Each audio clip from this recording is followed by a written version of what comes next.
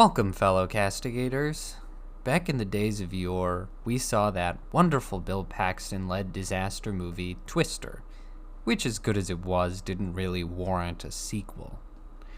Nonetheless, we got one that takes the alien approach to titling. The trailers looked woeful, and my dislike of Anthony Ramos only increased my feelings of dread. Surprisingly, this is actually a really solid movie.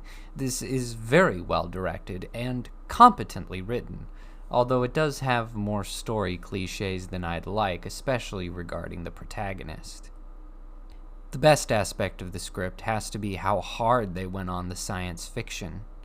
There's technobabble in excess, and you can tell they worked hard to make it as accurate as possible. Once upon a time, that was the bare minimum for science fiction, but these days they'd rather just throw in some modern social squabbles and call it a day. This movie doesn't do any of that nonsense, and you're allowed to just get lost in the mayhem. It helps that the cast carries it well, with very few weak links. Daisy Edgar-Jones is a solid leading woman, although she seems exclusively suited for dramas, so I would be annoyed if the success of this film catapulted her into being the next Indiana Jones or whatever. Glen Powell seems to be the next big thing in Hollywood, and I can see why. He has a very natural charisma that doesn't become grating or irritating like a lot of the actors being propped up for stardom recently. He's also attractive enough to make it big. Not that I'm attracted to him, I'm just saying objectively that women will find him attractive. Not that I would. Anyway, if I had to make any cast complaints, I'd say Kiernan Shipka is definitely not in enough of the movie.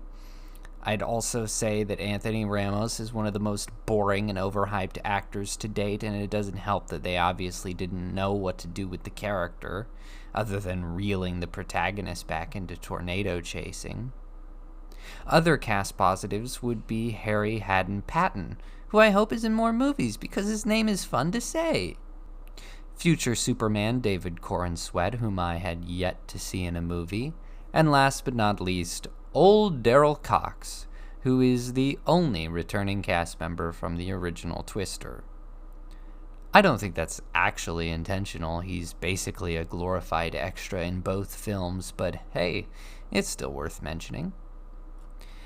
This movie has some very nice shots of Oklahoma, multiple catchy songs about Oklahoma, and some excellent recreations of Oklahoma tornadoes. The special effects look very good, which I know is the bare minimum these days, but credit where credit's due. I wish that the fire tornado on the poster was featured more prominently, but the disaster scenes are all creative enough that I was satisfied regardless. Another thing that was surprisingly satisfying was the sparse references to the original story. I think it was actually a good thing to avoid beating us over the head with nostalgia, especially when the original film isn't exactly chock full of iconic lines, costumes, or props. Any attempt to overload nostalgia would have come off as a very feeble and pathetic attempt to cater to the audience. Furthermore, I hope that if this movie does well, that they don't try to sequel it. They were pretty lucky that a follow-up to Twister actually worked, and trying to make this a franchise would be a fool's errand indeed. I just hope this movie does well at the box office so that they'll turn the Jimmy Fallon ride back into Twister at Universal. Anyhow, this film might be simple, contrived, and full of weird criticisms for YouTubers who merchandise, but surprisingly, Twisters is actually some fun escapism, which I've been waiting to experience in theaters for a long time.